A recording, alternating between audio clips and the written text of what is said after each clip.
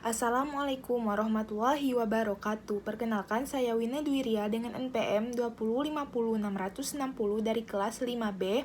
Di sini saya akan menjelaskan tentang pendekatan, strategi, dan model pembelajaran matematika sekolah dasar. Yang pertama yaitu pendekatan pembelajaran matematika. Jadi sebelum masuk ke penjelasan tentang pendekatan pembelajaran matematika, kita harus lebih tahu apa itu pendekatan pembelajaran. Jadi, pendekatan pembelajaran adalah suatu rangkaian tindakan yang terpola atau terorganisir berdasarkan prinsip-prinsip tertentu. Sedangkan pendekatan pembelajaran matematika adalah cara yang ditempuh guru dalam pelaksanaan pembelajaran agar konsep yang disajikan dapat diadaptasi oleh peserta didik. Di sini ada dua pendekatan dalam pembelajaran matematika, yaitu pendekatan yang bersifat metodologi dan pendekatan yang bersifat materi. Yang pertama yang akan saya bahas adalah tentang pendekatan materi atau material. Pendekatan material ini merupakan pendekatan pembelajaran matematika di mana dalam menyajikan konsep matematika melalui konsep matematika lain yang telah dimiliki siswa. Misalnya, untuk menyajikan penjumlahan bilangan menggunakan pendekatan garis atau bilangan, atau untuk menyajikan konsep penjumlahan bilangan pecahan yang tidak sejenis digunakan gambar atau model. Selanjutnya, saya akan menjelaskan tentang metode pembelajaran matematika.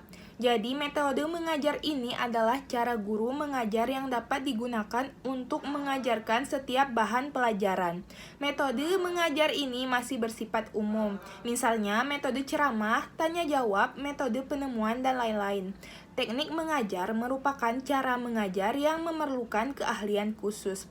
Misalnya, guru akan mengajarkan pecahan, maka guru tersebut harus memiliki pengetahuan matematika hingga pengajaran tersebut berlangsung dengan baik dan tercapai tujuan pembelajarannya.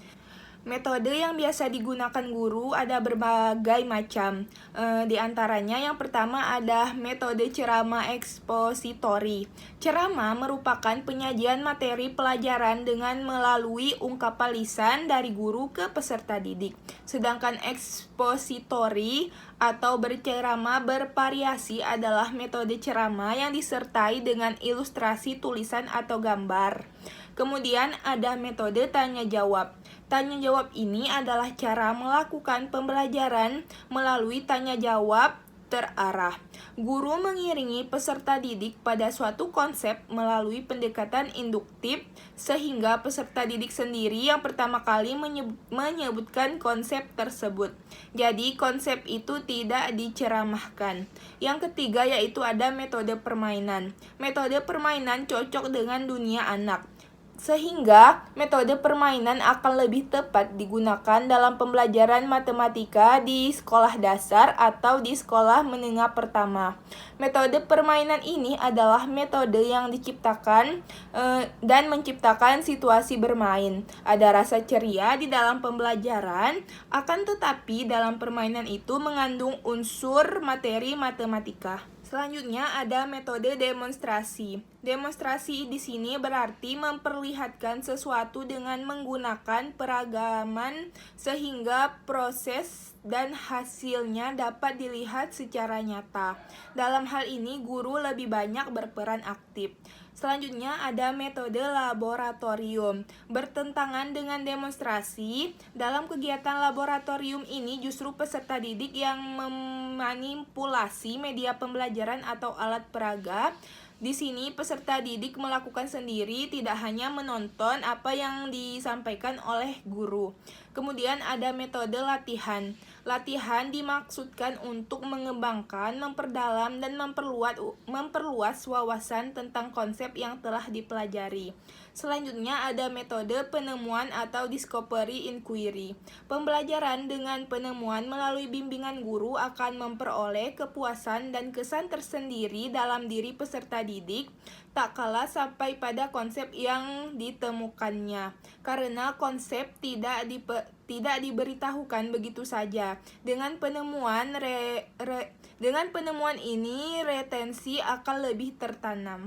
Kemudian ada metode penugasan. Tujuan memberikan tugas serupa dengan pemberian latihan, namun mempunyai aspek yang lebih luas karena latihan adalah sebagian dari jenis tugas. Tugas yang diberikan kepada peserta didik bisa berupa membaca atau mempelajari bahasan tertentu. Selanjutnya ada metode diskusi. Diskusi adalah kegiatan peserta didik yang di dalamnya terkandung unsur mengemukakan pendapat, tanya jawab antar peserta didik atau bahkan sanggahan. Kemudian ada metode kegiatan lapangan. Dan yang terakhir ada metode simulasi. Simulasi merupakan kegiatan pembelajaran yang bertindak memerankan peran tertentu dalam kehidupannya di masyarakat.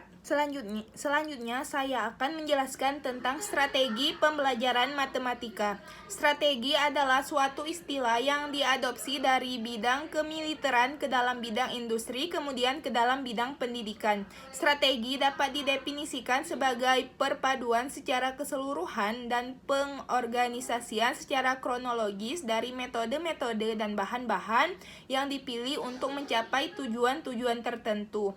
Strategi di sini adalah serangkaian tindakan yang bertalian atau berkaitan secara konsisten, dan tindakan-tindakan tersebut secara konseptual terpadu dengan tujuan-tujuan yang hendak dicapai. Penjelasan selanjutnya adalah tentang model-model pembelajaran. Istilah lainnya yang perlu dibahas yaitu istilah model. Model dapat diartikan sebagai suatu bentuk tiruan atau replika dari benda yang sesungguhnya, misalnya model kerangka manusia, model jembatan layang, dan model sebagainya, sehingga memiliki bentuk atau konstruksi dan sifat-sifat lain yang sama atau mirip dengan benda yang dibutuhkan tiruannya atau contohnya. Model juga dapat diartikan sebagai suatu contoh konseptual atau prosedural dari suatu program, sistem, atau proses yang dapat dijadikan acuan atau pedoman dalam rangka memecahkan suatu masalah atau mencapai suatu tujuan. Banyak model pembelajaran yang telah dikemukakan oleh para ahli. Menurut Adrian Beng, Merien, dan Laurel pada tahun 1981 mengungkapkan 5 model pembelajaran dalam konteks perencanaan program. Di antaranya yaitu model yang pertama yaitu model analisis konsep atau konsep analisis model. Yang kedua, model berpikir kreatif atau creative thinking model. Yang ketiga, model belajar melalui pengalaman. Yang keempat, model kelompok inquiry atau group inquiry model. Dan yang kelima yaitu model bermain peran atau the role playing model. Demikianlah penjelasan yang dapat saya sampaikan. Maaf apabila terdapat banyak kesalahan kata dan kalimat. Akhir kata saya ucapkan wabillahi taufiq wal hidayah. Wassalamualaikum warahmatullahi wabarakatuh.